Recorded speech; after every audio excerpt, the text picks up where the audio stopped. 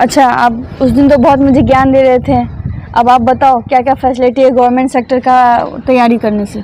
देखिए, मैं हर इंजीनियर, कोई भी ब्रांच का इंजीनियर हो ना, चाहे केमिकल, मैकेनिकल, इलेक्ट्रिकल, इंस्ट्रूमेंट, अगर आपके पास समय है, टाइम है, तो आप पहले वन टाइम गवर्नमेंट सेक्टर का प्रिपरेशन, मतलब कोर इंडस्ट्री, केमिकल है, मैकेनिकल, इलेक्ट्रिकल, उसके लिए महारत्न, नवरत्न कंपनी, इतनी सारी इंडस्ट्री है यहाँ पर, जिसके लिए आपको गेट क्वालिफाई करना पड़ेगा।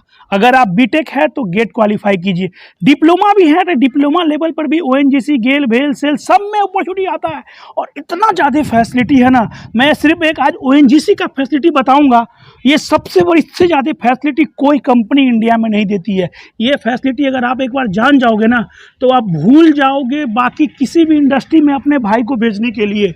वही तो जानना चाह रहे हैं, बताओ। तो आज मैं आप सभी स्टूडेंट को, जब से मैंने ये जाना है कि एक ओएनजीसी इतना ज़्यादा बेनिफिट देती है, जिसमें आपका 60 से 70% सैलरी सेविंग है, आप विश्वास नहीं करोगे, इतना ज़्यादा फैसिलिटी है। ऐसा थोड़ी होता है, क्यों फालतू का बेवकूफ बना रहे लोगों को। तो आप इस वीडियो को देखिए, बोल रही है बेवकूफ़ बना रहे हैं, तो आपको विश्वास हो जाएगा इतना ज़्यादा फैसिलिटी है। तो आप लास्ट में बोलिएगा कि मेरा भाई आज जाएगा तो पीएसयू सेक्टर में, महारत्न, नवरत्न कंपनी में, ठीक है। अगर नहीं मिला तो कोई बात नहीं, प्राइवेट सेक्टर जिंदाबाद, अपना रिलायंस टाउनशिप जामनगर जिंदाबाद।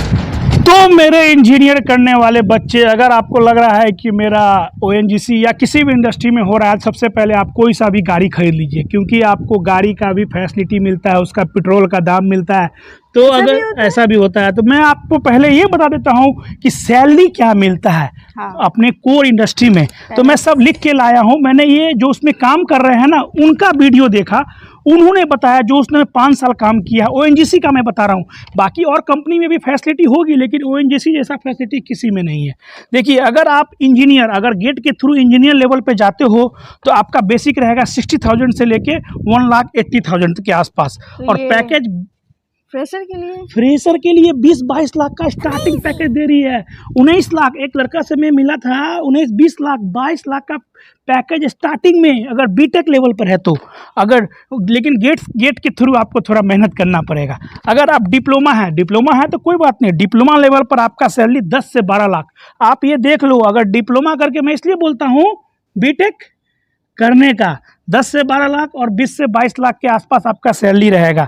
अगर आप जूनियर टेक्नीशियन आईटीआई लेवल पर अगर जाते हो, तो आपका 8.5 से 10 लाख का पैकेज। ये इनको भी इतने पैसे मिलते हैं? 8.5-10 लाख। मेरा यहाँ 12 साल के एक्सपीरियंस पे 14 लाख का सैलरी है। ये आईटीआई वाले को स्टार्टिंग में 8 से 10 लाख रुपया सैलरी दे रहा है। आप ये समझ लो, इसलिए मैं बोलता हूँ पीएसयू सेक्टर में नौकरी करो। अभी मैं ओएनजीसी की बात कर रहा हूं। अगर ओएनजीसी में अगर आपका होता है, तो ये सब जो बेनिफिट आपको लेने के लिए वेबाइस नाम का एक सॉफ्टवेयर होता है, हर कंपनी में अलग अलग होगा, उसमें वेबाइस नाम का एक सॉफ्टवेयर है। इसमें पहले आपको सब अप्लाई करना पड़ेगा, तभी आपको फैसिलिटी मिलेगा। अब मैं बताता हूँ पर्क्स एंड अलाउंस क्या क्या मिलता है। पहला, डियरेंस अलाउंस, महंगाई भत्ता। आपने सुना है महंगाई भत्ता? महंगाई भत्ता भी आपको मिलता है। वो कैसे मिलता है? जितना परसेंट आपका बेसिक रहेगा, उसके अकॉर्डिंग 37% आपका महंगाई भत्ता मिलेगा। जैसे जैसे महंगाई बढ़ेगा, शायद बेसिक आपका बढ़ेगा, उसके अकॉर्डिंग भी आपका बढ़ेगा। उसके बाद एचआरए मतलब होता है house home resource allowance. Home resource मतलब घर में जो रहते हैं ना आप मैडम, उसका भी पैसा देगा। ओके। तो वो भी आप पूछेंगे, अगर मैं मुंबई में रहूंगा तो कितना देगा? हाँ। तो उसके लिए भी क्या है, कैटेगरी बांटा गया है, ए, बी और सी कैटेगरी बांटा गया। अगर आप ए कैटेगरी में आते हैं, अच्छा, तो मुंबई जैसा शहर में अगर ए कैटेगरी 27% मिलेगा, अगर बी कैटेगरी तो छोटे शहर में 18% मिलेगा। अगर आप बहुत छोटे शहर में है तो आपको उससे कम आपको परसेंटेज मिलेगा। तो ये आप देख लीजिए, रहने का भी है, लेकिन सिटीज वाइज आपको अलग हाउस होम रिसोर्स अलाउंस भी मिलता है, उसको बोलते हैं एचआरए। और क्या है, पर्क्स एंड अलाउंस 35% है, बेसिक भी मिलता है। उसके बाद देखिए और क्या बेनिफिट मिलता है, फील्ड अलाउंस। अगर देखिए ओएनजीसी का मैं एक चीज़ बता देता हूँ, उसका जो जॉब होता है ऑफशोर, अगर आप समुद्र में काम करते हो तो रिस्क तो है। ओएनजीसी में अगर समुद्री लाइफ में अगर आप काम कर रहे हो तो रिस्क तो है लाइफ का। वो लाइफ बहुत हैक्टिक होता है। 21 डे काम करना, 20 डे 1 डे घर पर आना, वहाँ पर आपका लाइफ का थोड़ा रिस्क तो बहुत ज़्यादा रहता है। लेकिन अगर कोई आदमी फील्ड में काम करता है ना, तो उसको वहाँ पर 10,000 रुपया 15,000 रुपया अकॉर्डिंग टू उसका पोस्ट थोड़ा ज़्यादा मिलता है। एक ये रहता है। उसके बाद जैसा कि मैंने बताया CMRE, गाड़ी खरीदने, गाड़ी अगर आप ले रहे हैं तो खुद के नाम पे ले रहे हैं, 4,000 रुपया पर मंथ आपको उसको CMRE बोलता है, वो भी मिलता है 4,000 के आसपास कंपनी की तरफ से। कंपनी की तरफ से सैलरी से आपको कुछ नहीं करता है। उसके बाद यूनिफॉर्म अलाउंस, यूनिफॉर्म आपको कपड़ा लेने के लिए 3 महीना पर 3 मंथ में आपको 38,000 रुपया मिलेगा। हर 3 महीना पे आपको 38,000 आपको यूनिफॉर्म, खुद के लिए हाँ खुद के लिए कुछ भी ले सकते हैं भाई, ये फैसिलिटी है ये सब लेने के लिए। लेकिन आपको वेबाइस जो उसका सॉफ्टवेयर है उसमें आपको जाके अप्लाई करना पड़ेगा। उसके बाद बेनिफिट देखिए, लैपटॉप है आपके पास, मिलते हैं। लैपटॉप के लिए भी पैसा देगा, वो भी आपका जैसा ग्रेड रहेगा उसके अकॉर्डिंग। अभी तो मैंने 66,000 सुना जो हर 3 साल पे मिलता है। किसी ने बोला कि 1 लाख, हाँ अभी अगर बढ़ गया होगा, ये डाटा थोड़ा वेरी हो सकता है, हाँ। अभी 1 लाख रुपया भी दे रहा हो, लेकिन हर 3 साल पे ONGC के एम्प्लॉय को लैपटॉप का भी पैसा कंपनी देती है। भाई साहब समझ लीजिए, अगर बैग खरीदना है तो भी पैसा देगी, बैग खरीदने के लिए भी 3500 रुपया हर 2 साल पे आपको बैग खरीदने के लिए। और क्या चीज़ का पैसा चाहिए बोलिए, आपको मोबाइल का पैसा चाहिए, ऑब्वियसली चाहिए, तो मोबाइल का ही पैसा मिलेगा। कितना मिलेगा? 18,000 रुपया 2 साल पे। 2 साल का मोबाइल फेंक दीजिए, आप क्या कीजिए मोबाइल।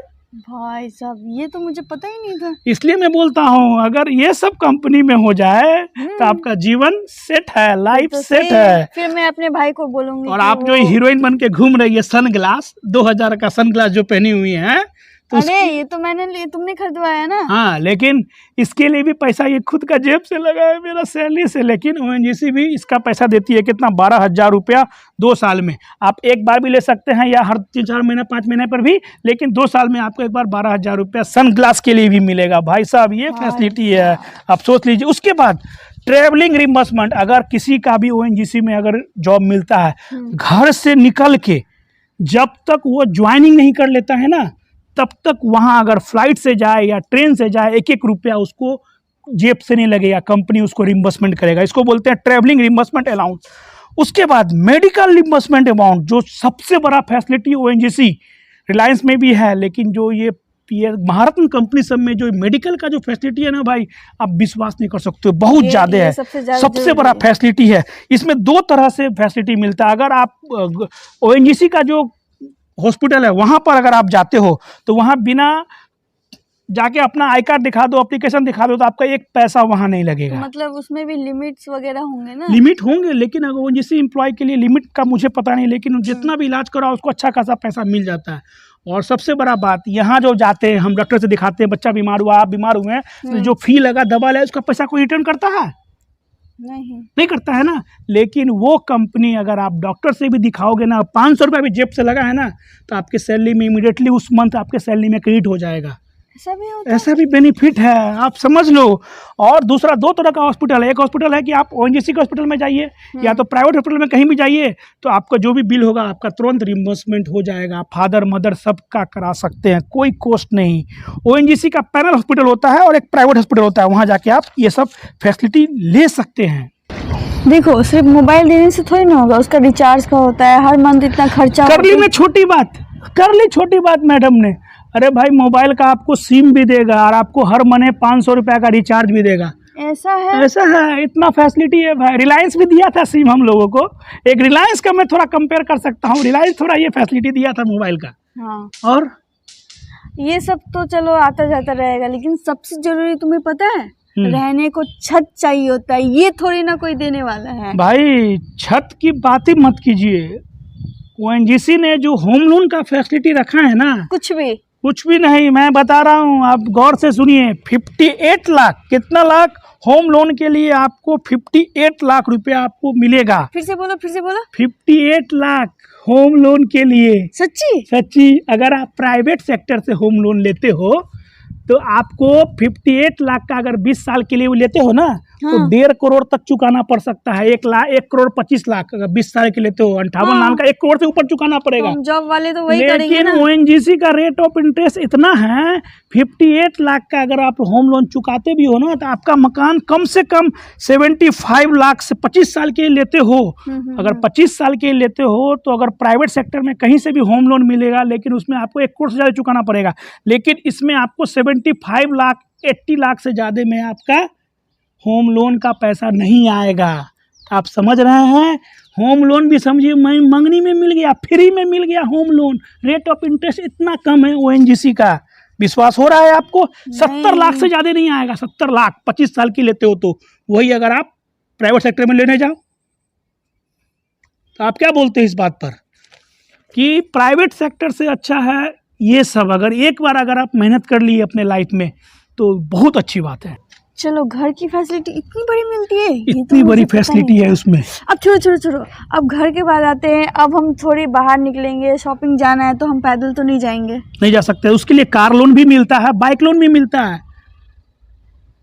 यार तुम कितना झूठ बोलोगे, इतनी फैसिलिटीज होती है। इतनी फैसिलिटी है भाई, ओएनजीसी के एम्प्लॉय से मैंने बात किया, इतनी फैसिलिटी है। मुझे तो विश्वास ही नहीं हो रहा है। तो मैं इसलिए बोलता हूँ अगर लाइफ में मेहनत करना है तो एक ही बार, दोबारा मुड़ के नहीं देखना। और बच्चे के लिए क्या है? हाँ, ये सबसे बड़ा इम्पोर्टेंट है कि अगर पेरेंट्स उसमें जॉब कर रहे हैं तो उनके बच्चे के लिए क्या फैसिलिटीज है। देखिए, बच्चे के लिए एक ही फैसिलिटी दिया हुआ है।